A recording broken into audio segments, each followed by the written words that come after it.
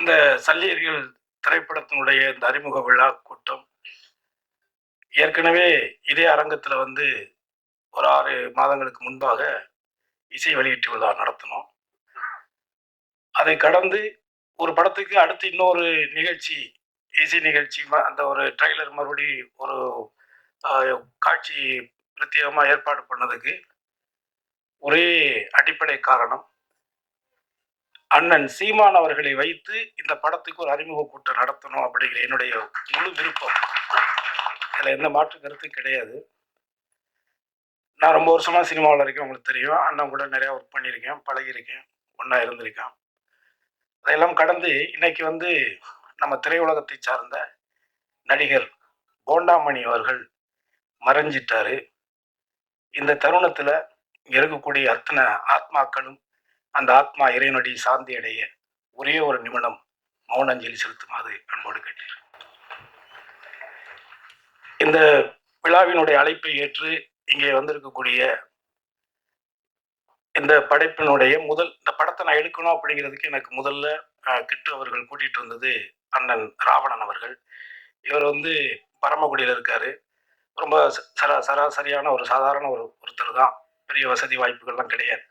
ஆனால் இந்த படம் எடுப்பதற்காக முதல் முன்பணமாக 10 லட்சம் ரூபாயை முதன் முறையாக கொடுத்து இதை துவக்கி வைத்தது இவர் தான்.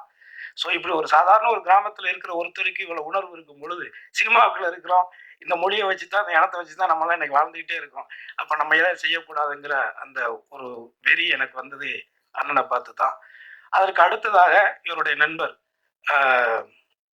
சிகாமணி நேசமணி அண்ணன் அவர் வெளிநாட்டில் இருக்காரு. ஸோ அதற்கு அடுத்ததாக எனது தம்பி கரிகாலம், அவருடைய மனைவி தான் என்னுடைய தங்கச்சி தான் அது.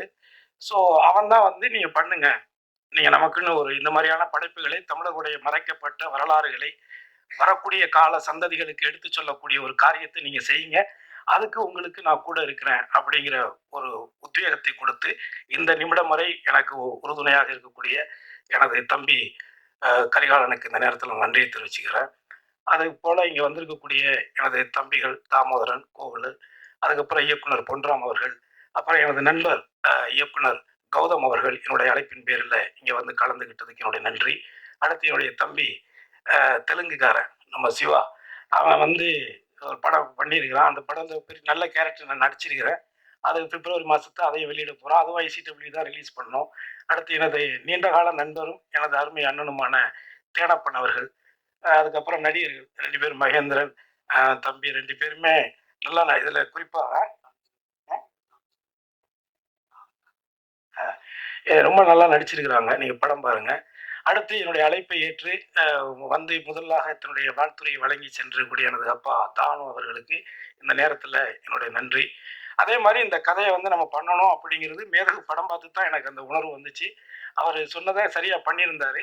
ஸோ அவர் என்ன கேட்டாரோ அதை நான் சிறப்பாக ஒரு தயாரிப்பாளராக அவர் செஞ்சு கொடுத்துருக்கேன். அவரும் நேர்மையா உண்மையா இந்த படத்துக்கு உழைச்சிருக்காரு, ஒர்க் பண்ணியிருக்காரு. அதில் இந்த படத்தில் நடிச்சிருக்கிற நடிகர்கள் எல்லாருமே அந்த கதாபாத்திர தேர்வெல்லாம் ரொம்ப அற்புதமாக பண்ணியிருக்காரு இயக்குனர். நீங்கள் நிச்சயமாக உங்களுக்கு ஒரு பிரத்யேகமான காட்சி நம்ம போட்டு காட்டுவோம். பிப்ரவரி மாதம் இந்த படத்தை நம்ம வெளிக்கொண்டு வர்றோம். என்னுடைய ஆசை தமிழ் சினிமாவில் ஒரு ஒரு பிரச்சனைக்குரிய ஒரு விஷயத்தை, குறிப்பாக இலங்கையில் நடந்த ஒரு இன அழிப்பை ஒரு வரலாற்று பதிவா பண்ணணும்னு சொல்லி எடுத்து முதன்முறையாக நமது தணிக்கை அதிகாரிகளிடத்துல சர்டிபிகேட் வாங்கின முதல் படம் எனக்கு தெரிஞ்சு இதான் இருக்கும்னு நினைக்கிறேன். இதை எடுத்ததுக்கு காரணம் என்ன? அதை எடுத்ததுக்கு காரணம் என்னன்னா, இதை உண்மையே நான் ஒண்ணு சொல்லணும். என்னுடைய மகன் தான் இந்த படத்துக்கு மியூசிக் பண்ணான். ஆனா என் பையன் என்கிட்ட கேட்ட கேள்வி என்ன தெரியுமா? இவ்வளோ ட்ரையா, இவ்வளோ சீரியஸா, இவ்வளோ ஒரு மாதிரியான ஒரு படத்தை எதுக்கு டேடி நீங்க கஷ்டப்படுற நேரத்துல காசு செலவு பண்ணி எடுக்கிறீங்க அப்படின்னு என்கிட்ட கேட்டான். ஏன்னா இவங்க லவ் பண்றாங்க, லவ் பண்ணும்பொழுது கூட எனக்கு மண்ணு, மொழி, இனம் அப்படிலாம் பேசுறாங்க. இதெல்லாம் யாரு டேடி இப்ப இந்த காலத்துல ஏத்துக்குவாங்க? இல்லடா, இது நடந்த காலகட்டங்கள் அப்பா. காதலிச்சாங்க, நிறைய பேர் போராளிகள் காதலிச்சு திருமணம் பண்ணியிருக்காங்க. நானே நிறைய பேரை பார்த்துருக்கிறேன். ஆனா அந்த காதல்ல கூட அவங்கள்ட்ட ஒரு ஒழுக்கமும் ஒரு அறமும் இருந்ததுடா. அது உங்களுக்கு புரியல. உனக்கே 21 வயசு பையன், உனக்கே தெரியலன்னா நான் என்னடா பண்றேன் பொழுது அடுத்த தலைமுறைக்கு சுத்தமா அது தெரியாம போயிருமேங்கிறதான் எடுத்தேன். ஆனா அப்ப என் பையன்கிட்ட ஒரே ஒரு வார்த்தை சொன்னேன். தம்பி, அப்பா நிறைய காசு பணம்லாம் உனக்கு சேர்த்து வைக்கலாம், எதுவும் ஃபீல் பண்ணாத. ஃபியூச்சர்ல நீ நடிகரா எப்படியோ ஒரு இடத்துல ஒரு ஆள் ஆயிருவேன். அப்படி ஆனாலும் கூட வரக்கூடிய காலங்களில் நடிகர் கருணாஸோட பையன், எம்எல்ஏ கருணாசு பையன் எல்லாம் சொல்றதை விட, இந்த சல்லியர்னு ஒரு படம் எடுத்தானே, அவனோட புள்ளன்னு உனக்கு ஒரு அடையாளத்தை என்னால உருவாக்கி கொடுக்கணும். இதான்டா உனக்கு நான் கொடுக்குற சொத்து அப்படின்னு தான் நான் அவன்கிட்ட சொன்னேன். உண்மையிலே அந்த உணர்வுல தான் இதை நம்ம செஞ்சிருக்கிறோம். எல்லாருமே நமக்கு என்னன்னு போயிட்டோம்னா வேற யாரு தான் செய்யறது அப்படிங்கிறது. அதாவது இது நம்ம நாடு, அது நம்ம ஊரு, தமிழ்நாடு நம்ம ஊரு. இந்த ஊர்ல எல்லாரும் வாழலாம், ஆனால் ஆள்பவன் தமிழனாக இருக்க வேண்டும். அதற்கான சீமானவர்களை உரையாற்ற வருக வருக என்று நான் வரவேற்கிறேன்.